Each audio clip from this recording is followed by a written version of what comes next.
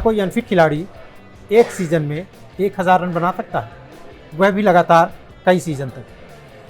यह सवाल इसलिए मौजू हो गया है क्योंकि सरफराज खान को एक बार फिर टीम इंडिया में नहीं चुना गया है, उन्हें इग्नोर किया गया है और इसके बावजूद कि वो पिछले 3-4 साल से खूब रन बना रहे हैं। कहा जा रहा है कि सरफराज खान की फिटनेस उनके आड़े आ रही है।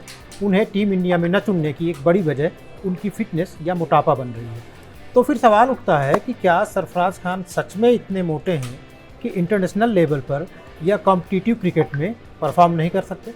इसके जवाब के लिए हमें 2 बातों पर गौर करना पड़ेगा। एक तो उनका मोटापा, क्या उनका मोटापा ऐसा है कि जो उनके परफॉर्मेंस पर आड़े आ रहा है? अगर हम कम से कम रणजी या जिन प्लेटफॉर्म्स पर वो खेल रहे हैं वहाँ पर देखें तो ऐसा नहीं दिखता है, क्योंकि वो लगातार रन बना रहे हैं और न सिर्फ रन बना रहे हैं बल्कि बड़े बड़े शतक बना रहे हैं, दोहरे शतक बना रहे हैं, 13 शतक भी उन्होंने बनाया ही है। तो शायद परफॉर्मेंस वो बात नहीं है जो उनके खेल के आड़े आ रही है। अब दूसरी बात कि क्या इंटरनेशनल लेवल पर परफॉर्मेंस के लिए थुलथुले या मोटे या भारी डील डाउल वाले खिलाड़ी सक्सेस हुए हैं? इसका जवाब हमें हाँ या ना में ढूंढने की बजाय एक फहरिस्त देखने की कोशिश करनी चाहिए। हमें इंटरनेशनल क्रिकेट के उन खिलाड़ियों को बारे में जानने की कोशिश करनी चाहिए कि अगर वो मोटे थे, डील डाउल में भारी थे, तो उनके परफॉर्मेंस पर इसका कितना असर पड़ा। थुलथुले शरीर वाले क्रिकेटरों को हम जब भी याद करते हैं तो सबसे पहले याद आते हैं अर्जुन रणतुंगा।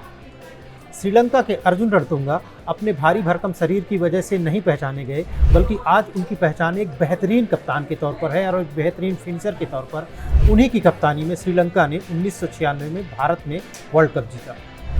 और अगर हम रणतुंगा की दूसरी पहचान देखें तो हमें याद आता है उनका सिंगल लेने का स्टाइल, तेज़ी से पहले आधे पिच तक दौड़ना और उसके बाद आधी पिच को चहलकदमी के अंदाज में पूरा करना। उनका यह स्टाइल उस समय हमेशा चर्चा में रहा जब वो क्रिकेट खेलते थे। भारी भरकम रणतुंगा कामयाबी की मिसाल बने। ना तो श्रीलंका और ना ही विरोधी टीमों ने उनकी वजन के कारण उनको हल्के में लिया। फिर भला हम इंजमाम को कैसे भूल सकते हैं? कभी उनके भारी वजन के चलते उन्हें आलू तक कहा गया था, लेकिन हमें यह नहीं भूलना चाहिए कि जब भी पाकिस्तान के क्रिकेट की शान में कुछ नाम याद किए जाते हैं उनमें इंजमामुल हक का नाम याद है। वो न सिर्फ टेस्ट वनडे में कामयाब क्रिकेटर रहे, खूब सारे रन बनाए, बल्कि वो एक बेहतरीन कप्तान भी साबित हुए। यकीनन उनके नाम कुछ एक बदनाम रिकॉर्ड्स हैं जिनमें एक रन आउट कराना और होना दोनों ही।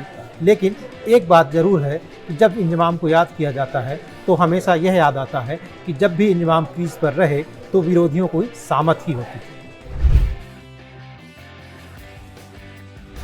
1990 के दशक से पहले यदि हम देखें तो माइक गैटिंग, ग्राहम गुज, डेविड बून और मर्व ह्यूज जैसे खिलाड़ी हमेशा अपने खेल से दिल जीतते रहे, अपनी टीम को मैच जिता दे रहे।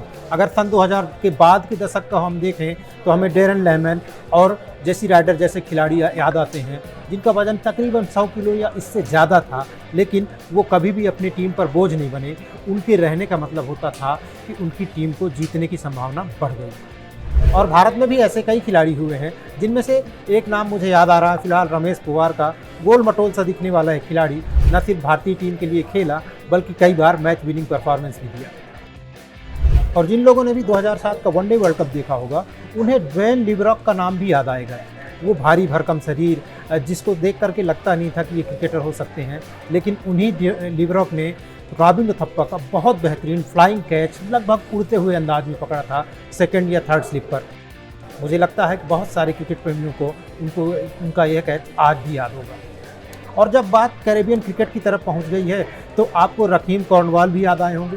रकीम कॉर्नवाल जो वेस्ट इंडीज़ के लिए पिछले कई सालों में टेस्ट मैच खेलते रहे हैं, और जब बात आती है कि 5 दिन तक क्रिकेट खेलना यानी सबसे मुश्किल काम, तो उसमें भी रकीम कॉर्नवाल भारी भरकम शरीर, उनका वजन तकरीबन 140 से 150 किलो है और वो वेस्ट इंडीज़ के लिए टेस्ट क्रिकेट खेल रहे हैं।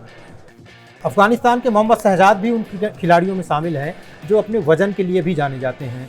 यह खिलाड़ी न सिर्फ अफगानिस्तान का मैच विनर रहा, बल्कि जब वो फॉर्म में होते थे तो हमने बहुत बार देखा कि चाहे सहवाग की स्टाइल की बैटिंग हो या धोनी के हेलीकॉप्टर शॉट, शहजाद के बल्ले से यह सब कुछ निकलता था और बड़ी दिलेरी के साथ उन्होंने विरोधी गेंदबाजों को तहस नहस किया। यह तो बात रही मॉडर्न क्रिकेट की। अगर हम बहुत पहले की जाने की कोशिश करें, क्योंकि वर्ल्ड क्रिकेट का इतिहास, टेस्ट क्रिकेट का इतिहास तकरीबन 145 से 146 साल का है, तो हम देखते हैं कि ऑस्ट्रेलिया के लिए 100 साल पहले भी ऐसा खिलाड़ी कम से कम 50 टेस्ट खेल करके रिटायर हुआ, जिसका वजन 125 किलो या उससे ज़्यादा था। नाम था वारविक आर्मस्ट्रॉन्ग।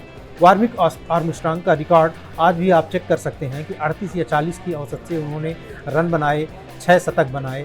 और भी शानदार प्रदर्शन याद आएगा जब आप आर्मस्ट्रॉन्ग के बारे में पढ़ेंगे। तो लब्बलुआब यही है कि वजन कभी भी खिलाड़ी के प्रदर्शन पर बुरा असर नहीं डालता। कम से कम हमने इतिहास के बहुत सारे खिलाड़ियों को देखे हैं जो 120 किलो 140 किलो के भी रहे, लेकिन वो बेहतरीन रन बनाते रहे, बेहतरीन कैप्टनसी करते रहे। सरफराज खान के बारे में भी हमें लगता है, क्योंकि उन्होंने घरेलू मैचों में साबित किया है कि वो लगातार रन बना सकते हैं। अगर चयनकर्ता फिटनेस के कारण या वजन के कारण उन्हें नहीं चुनना चाह रहे हैं तो मुझे लगता है चयनकर्ताओं को फिर से सोचना चाहिए। अगर चयनकर्ताओं के पास कोई दूसरी वजह है जिसके कारण सरफराज को टीम इंडिया में एंट्री नहीं मिल रही है, तो सरफराज को इसकी जानकारी दी जानी चाहिए। यह इसलिए भी ज़रूरी है क्योंकि सरफराज खान या अगर कोई दूसरा खिलाड़ी भी है जो घरेलू क्रिकेट में बहुत अच्छा परफॉर्म कर रहा है लेकिन टीम इंडिया में जगह नहीं बना पा रहा है, तो उसे यह पता होना चाहिए कि उसके टीम इंडिया में ना आने की असली वजह क्या है। नहीं तो वो डिमोरलाइज होगा और एक तरह से उसका भरोसा उठ सकता है घरेलू क्रिकेट से, घरेलू क्रिकेट में खास करके रणजी, विजय हजारे ट्रॉफी या दलीप ट्रॉफी से। न्यूज़ 18 ओरिजिनल्स के इस वीडियो में फिलहाल इतना ही। मुझे विजय प्रभात को दीजिए इजाज़त। नमस्कार।